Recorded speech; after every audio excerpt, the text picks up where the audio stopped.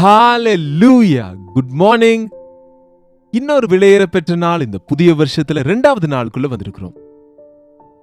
எப்படி இருந்தது நேற்றெல்லாம்? தேவ சமூகத்தில் மகிழ்ந்தீங்களா? தேவன் தரும் ஆசீர்வாதங்களை பெற்றுக்கொண்டீங்களா? நீங்க செய்த தீர்மானங்களை நிறைவேற்றும்படியா தேவனுடைய கிருபைக்காக வேண்டிக் கொள்ளுகிறீங்களா? நம் சொந்த முயற்சியாலேயே நம்ம வாழ முடியாது. நம்ம வாழ வேண்டும் என்றால் நமக்கு அவருடைய வசனம் அவசியமாக இருக்கிறது. உம்முடைய வசனத்தை வைத்து என்னுடைய அடிகளை ஸ்திரப்படுத்தும் என்று தாவீது சங்கீதத்தில் சொன்னது போல், அனுதினமும் தேவன் நம்மை நடத்துகிறாராகவே அவருடைய வார்த்தையின் மூலம் அவர் சித்தத்தை அறிந்து கொண்டு அவர் நமக்காக விட்டு சென்ற அவருடைய அடிச்சுவடுகளை அவரை நாம பின்பற்றுவோம். ஒரு சிறிய ஜெபம். பரிசுத்தரே, உமக்கு நன்றி ஆண்டவரே, இன்னொரு நாளை இந்த புதிய வருஷத்தில் உம்முடைய சமூகத்தில் நாங்கள் வந்திருக்கையிலேப்பா, உம்முடைய கிருபைகளை பொழிந்தருளுங்க. இந்த நேரத்தையும் ஆசீர்வதிக்கும்படியாக இயேசுவின் நாமத்தில் ஜெபிக்கிறோம் நல்ல பிதாவே, ஆமென். புதிய வருஷம் வந்ததுனால மட்டும் எங்களுக்கு ஒன்றும் புதுசா தெரியலங்க என்பது போல நீங்க சொல்லலாங்க. கேலண்டர் மாறுதே தவிர நம்ம மாற வேண்டும் என்றால் நம் ஆண்டவர் மாத்திரமே நம்மை மாற்ற முடியுங்க. அதற்குதான் நம்முடைய இருதயங்கள் மாற வேண்டும். புதிய இருதயம் தருவேன்னு சொன்னார் இல்லைங்க, நீங்க அதை பெற்றுக்கொண்டு இருக்கிறீங்களா? நம்பி ஞான ஸ்நானம் பெறுகிறவன் ரட்சிக்கப்படுவான். நம்முடைய பாவங்களை நாம் அறிக்கையிட்டால் அவர் உண்மையும் நீதியும் உள்ளவருமா இருக்கிறதுனால நம் சகல அநியாயத்தையும் நீக்கி நம்மை சுத்திகரிக்கிறவரா இருக்கிறார். ஒருவன் புதிதாய் பிறந்தால் ஒழிய பரலோக ராஜ்யத்தை சுதந்திரிக்க மாட்டான் என்று சொன்னார். புதிய வருஷத்துல பிரவேசித்தா அல்ல, புதிதாக பிறக்க வேண்டுங்க. சிறு பிள்ளை போல நம்ம தாழ்த்தி கொண்டு மனம் திரும்ப வேண்டும். ஒரு முறை பாருங்க, கொரிந்தியருக்கு 2ஆம் நிருபம் 5ஆம் அதிகாரம் 17ஆம் வசனத்தில், இப்படி இருக்க ஒருவன் கிறிஸ்துவுக்குள் இருந்தால் அவன் புதிய சிருஷ்டியாயிருக்கிறான். ஒருவன் கிறிஸ்துவுக்குள் இருந்தால் புது சிருஷ்டியாயிருக்கிறான், பழையவைகள் ஒழிந்தன, எல்லாம் கூட புதிதாயின. அல்லேலூயா. இயேசு கிறிஸ்து உன் இருதயத்தில் இருக்கும் பொழுது நீ புது தன்மையை பெற்றுக் கொள்ளுவாய். யாராகிலும் கிறிஸ்துவுக்குள் இருந்தால் அவன் புதியதொரு சிருஷ்டியாயிருக்கிறான், பழையவைகள் ஒழிந்து போயின, எல்லாம் புதிதாயின. இன்றைக்கும் சிலர் புதிய வருஷத்திலும் பழையவைகளை தொடர்ந்து கொண்டு இருக்கிறாங்க.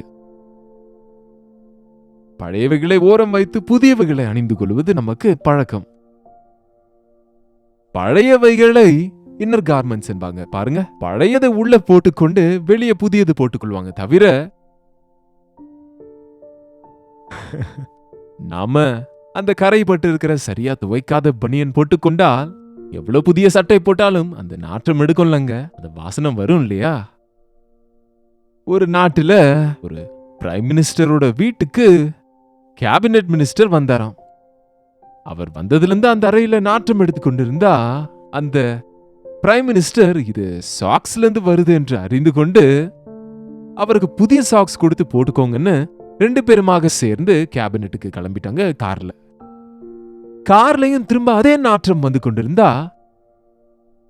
அந்த பிரைம் மினிஸ்டர் இந்த கேபினெட் மினிஸ்டரை கேட்டாரு, எங்க நான் கொடுத்த சாக்ஸ் நீங்க போடலையா? போட்டுக்கொண்டங்க, ரொம்ப தேங்க்ஸ் என்று சொன்னாராம். பின்ன ஏன் இன்னும் நாற்றம் வருது என்று, அப்ப நீங்க அந்த பழைய முன்பணிந்திருந்த சாக்ஸ் எங்க போட்டீங்க அந்த நாற்றம் எடுத்தது என்றா, இதோங்க என்று ஜோபில இருந்து எடுத்து காட்டுகிறாராம்.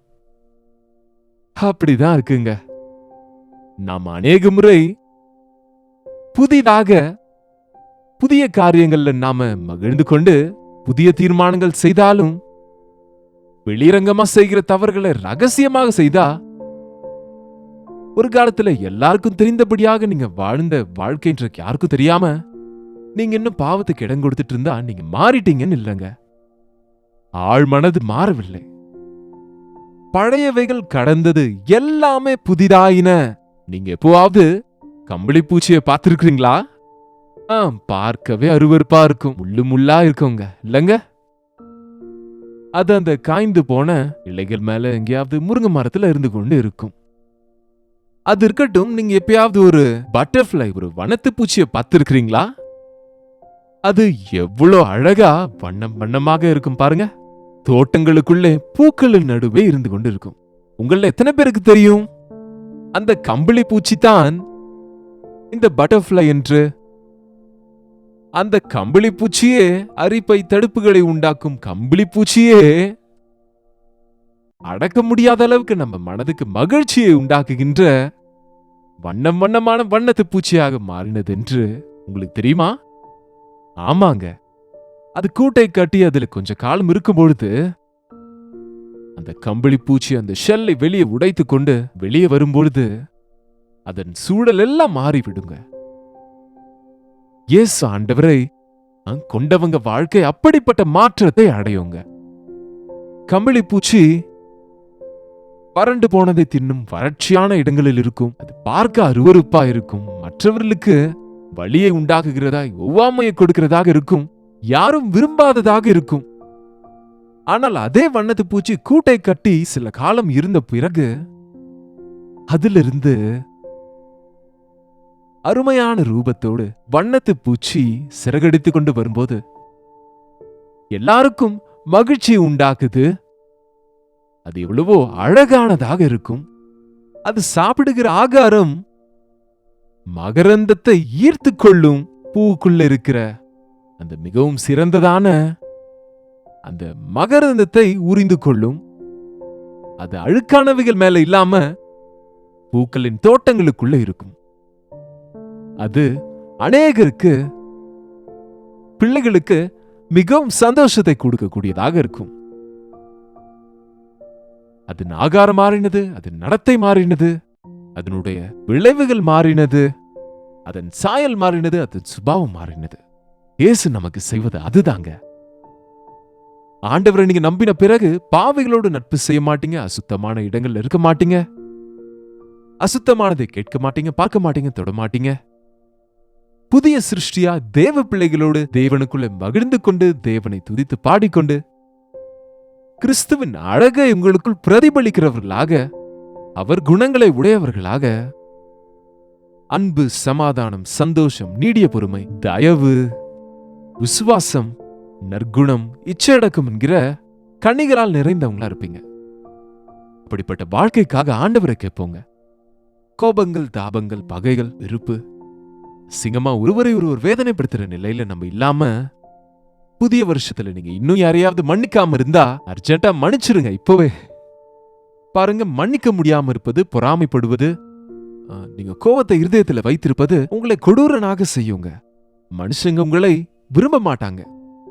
நீங்க அன்புள்ளவர்களா இருந்தா, தாழ்மையுள்ளவங்களா இருந்தா, பரிசுத்தரா இருந்தா, சாந்தமுள்ள மனதை கொண்டிருந்தா ஒவ்வொருவரும் உங்களிடத்துல கிறிஸ்துவை பார்க்க முடியுங்க.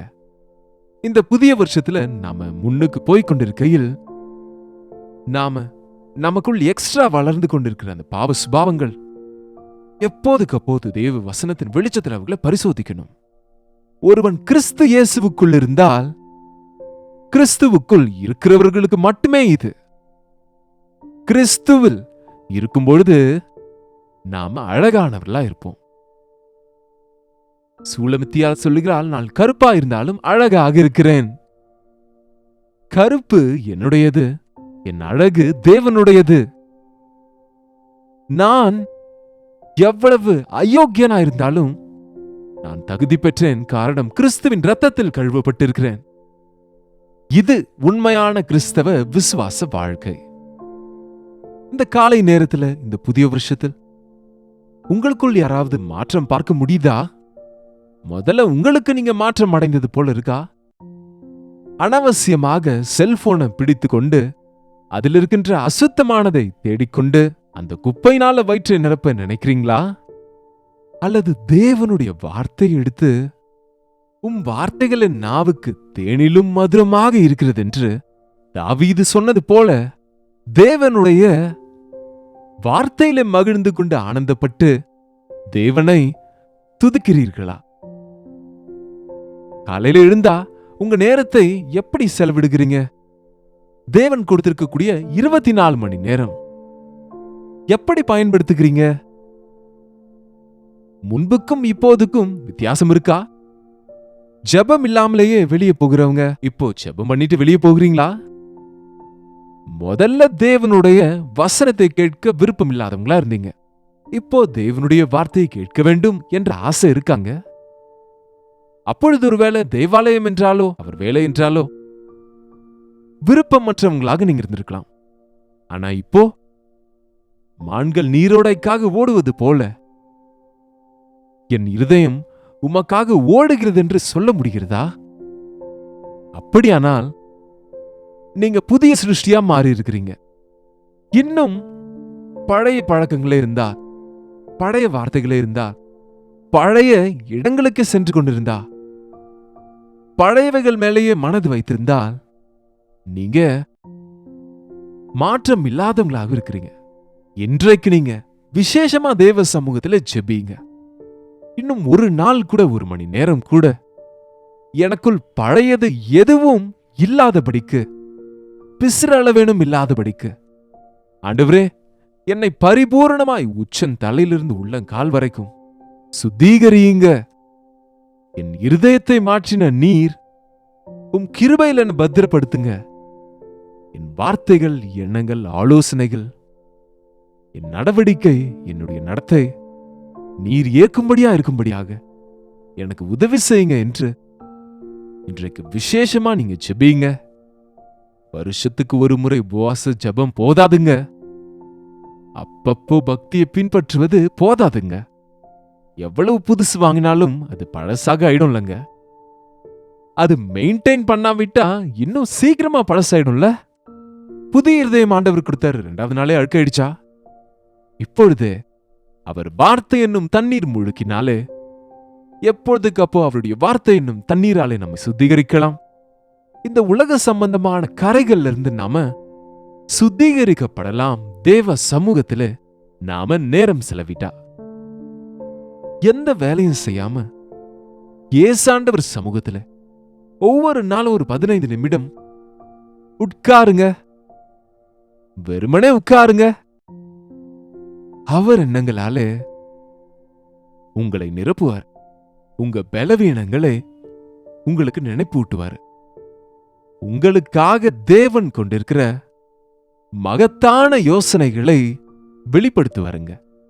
அது நம்ம ஆரோக்கியத்துக்கும் நல்லதாம், நம்முடைய மனதுக்கும் நல்லது. எல்லாவற்றை விட தேவனுடைய சமூகத்துல நாம செலவிட்ட ஒவ்வொரு நேரமும் நம்முடைய ஆவிக்குரிய வாழ்க்கைக்கு எவ்வளவோ நன்மையாக இருக்குங்க. இன்றையிலிருந்து உங்க வாழ்க்கையை ஒழுங்குபடுத்திக் கொள்ளுங்க. புதியது கொடுத்தார் ஆண்டவர், புதிய வருஷத்தை கர்த்தர் கொடுத்திருக்கிறார். புதுமையை கொண்டவர்களாக வாழ்வோம். அவருடைய வருகை வரை உண்மையாக விசுவாசத்தோடு நம்ம இருதய சுத்தத்தை காத்துக் கொள்ளுவோம். ஜெபிப்போம். பரிசுத்தரே, எமக்கு நன்றி ஆண்டவரே. இன்னொரு முறை உம்முடைய சமூகத்துல உம்முடைய பிள்ளைகளை ஒப்புக் கொடுக்கிறோம் அப்பா.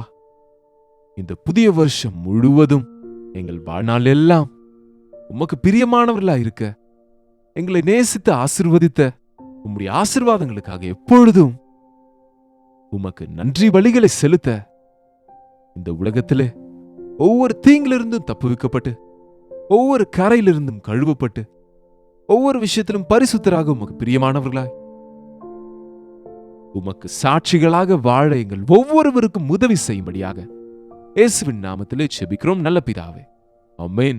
நம்முடைய பிதாவாகிய தேவனுடைய அன்பும் குமாரனாக இயேசு கிறிஸ்துவின் கிருபையும் பரிசுத்த ஆவியானவருடைய அந்யோன்யமும் ஐக்கியமும் கூடி வந்திருக்கிற நம் அனைவருக்கும் எப்பொழுதும் சதா காலமும் துணையாயிருப்பதாக, ஆமென். தேவனுக்கு ஸ்தோத்திரம். உங்களுடைய ஜெப விண்ணப்பங்களை, பாரங்களை எங்களுக்கு நீங்க தெரியப்படுத்த விரும்பினால், நீங்க எந்த தேசத்திலிருந்து பார்த்தாலும் 8939801234க்கு ஒரு டெக்ஸ்ட் அல்லது வாய்ஸ் மெசேஜ் மூலமாக வாட்ஸ்அப் பண்ணுங்க. உங்களுடைய பட்சத்தில் நாங்க ஜெபிக்கிறோம். நிச்சயமா தேவன் உங்களுக்கு உதவி செய்வார். நீங்க தனிப்பட்ட விதத்துல ஜெபிக்க மறந்து விடாதீங்க. தேவனோடு உறவாடுவது நீங்க பழக்கப்படுத்திக் கொள்ளுங்க. அதற்குதான் தேவனுடைய வார்த்தையை ஒவ்வொரு நாளும் உங்களுக்கு கொண்டு வருகிறோம், உங்களை ஆவிக்குரிய விதத்தில் பலப்படுத்த வேண்டும் என்று. கர்த்தருக்கு சித்தமானால் நாளைக்கு இதே நேரத்தில் அனுதின தியானத்தில் கர்த்தருடைய வார்த்தையோடு உங்களை மீண்டும் சந்திக்கிறேன். அதுவரை கிருபை உங்கள் ஒவ்வொருவருக்கும் துணையாயிருப்பதாக.